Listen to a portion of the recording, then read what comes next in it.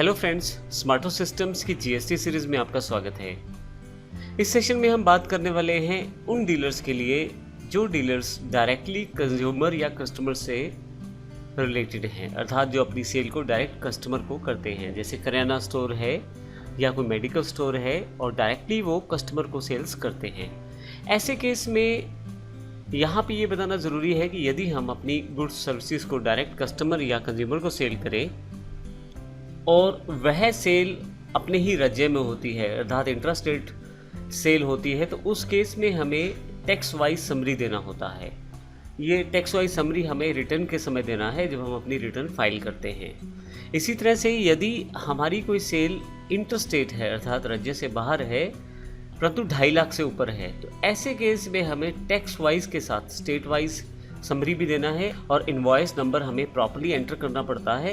Invoice wise भी हमें वहाँ डिटेल को मेंशन करना है जब हमारा बड़ी अमाउंट का बिल 2.5 लाख से ऊपर का बिल रहता है।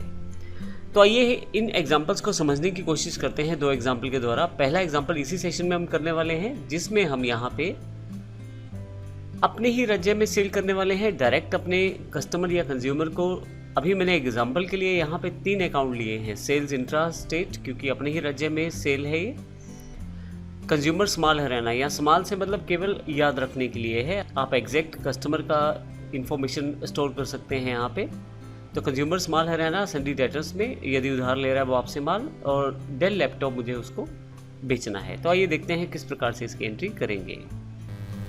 तो यहाँ ये सबसे पहले देखते हैं कौन कौन से अकाउंट्स रिक्वायर्ड है। मास्टर्स में अकाउंट्स इन्फो पे आ जाएं और लेजर्स में मैं आपको फिल्टर में दिखा देता हूँ।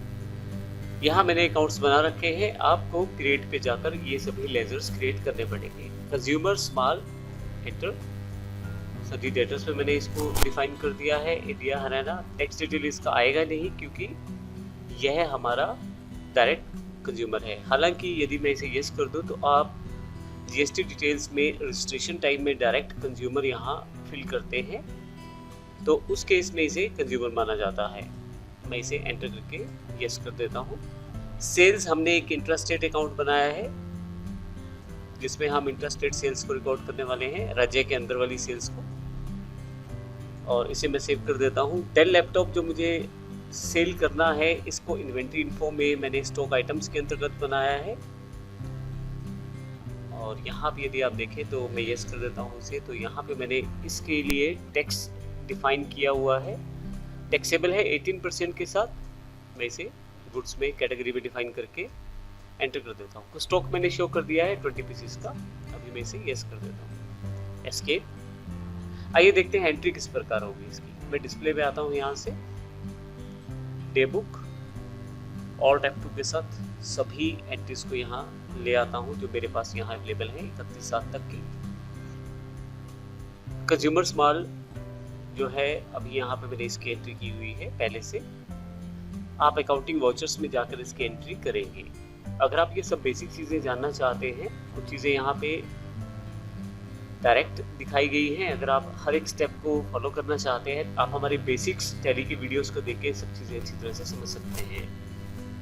यहाँ पे मैंने सेल्स बिल को डिफाइन करना है, तो इसके लिए रेफरेंस नंबर जो सेल्स का है, कंज्यूमर का डिटेल जो आपके पास इंफॉर्मेशन अवेलेबल हो, और सेल्स इंट्रास्टेट क्योंकि राज्य के अंदर ही सेल है। डेल लैपटॉप है, 3 पीस है, 26,000 रुपये प्रति लैपटॉप के हिसाब से।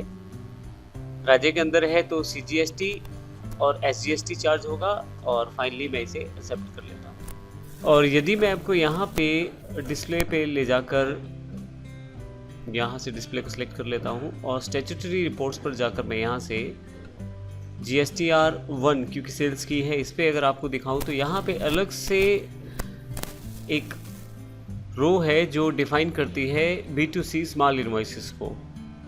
नेक्स्ट सेक्शन में हम लार्ज इनवॉइसेस की बात करेंगे, लेकिन यहाँ पे B2C 7th नंबर जो आपके पास रो है B2C स्मॉल इनवॉइसेस में इसकी एंट्री प्रॉपरली की जाती है।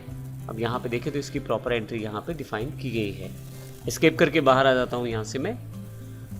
तो इस तरह से आप यहाँ पे डिफाइन कर सकते हैं सभी बिल्स को जो B2C स्मॉल इनवॉइसेस रहते हैं।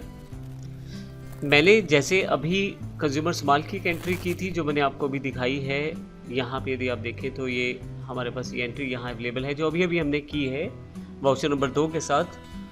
इसी तरह से हमने एक और एंट्री डिफाइन कर दी है नीचे की तरफ यदि आप जाएं तो 2 तारीख को कंज्यूमर स्मॉल 1 एक अलग से अकाउंट बना दिया है। सेम तरीका है अकाउंट बनाने का, जैसे कंज्यूमर स्मॉल बनाया है वैसे कंज्यूमर स्मॉल 1 मैंने एग्जांपल के लिए और बना लिया है। ये भी डेटर के अंतर्गत दिखाया गया है।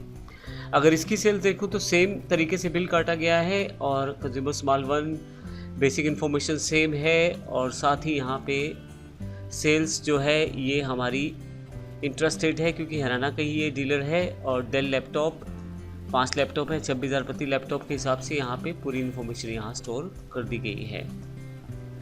अब अगर मैं इसको देखूँ वापस जाकर रिटर्न में, मैंने यहाँ पे GSTR 1 को ओपन कर लिया है। यहाँ B2C स्मॉल इन्वॉइसेस में अभी तक एक ही बिल है जो पिछले वाला है, जो हमने कंज्यूमर स्मॉल को सेल किया हुआ है। यहाँ पे ऊपर की तरफ देखें तो अभी मेरा बिल शामिल नहीं किया गया है रिटर्न में, क्योंकि एक एरर मैसेज है यहाँ पे, incomplete mismatch information to be resolved.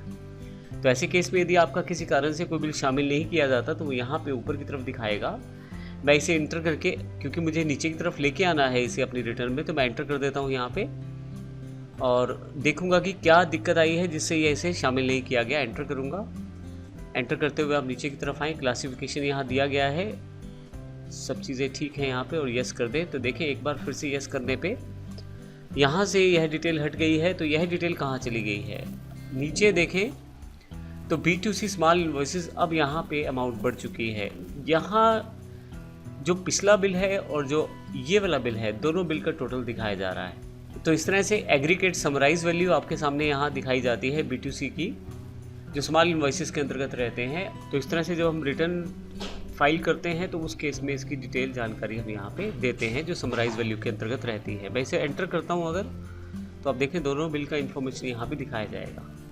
Skip करके बाहर आता हूँ यहाँ से, देखिए दोनों बिल्स का इन्फॉर्मेशन यहाँ से दिखाया जा रहा है। तो इस प्रकार से मैं आसानी से अपनी सभी कस्टमर्स, डायरेक्ट कंज्यूमर्स को बेचे गए बिल की समराइज इन्फॉर्मेशन यहाँ देख सकता हूँ। और जब हम इसे डालेंगे अपने रिटर्न्स में तो वहाँ पे इस समराइज वैल्यू को हमें दिखाना पड़ेगा। अगले सेशन में हम B2C लार्ज इन्वॉइसेस की बात करेंगे, जहां हम इंटरस्टेट 2.5 लाख से ऊपर किसी बिल को काटते हैं तो उसकी एंट्री किस प्रकार से होने वाली है। धन्यवाद।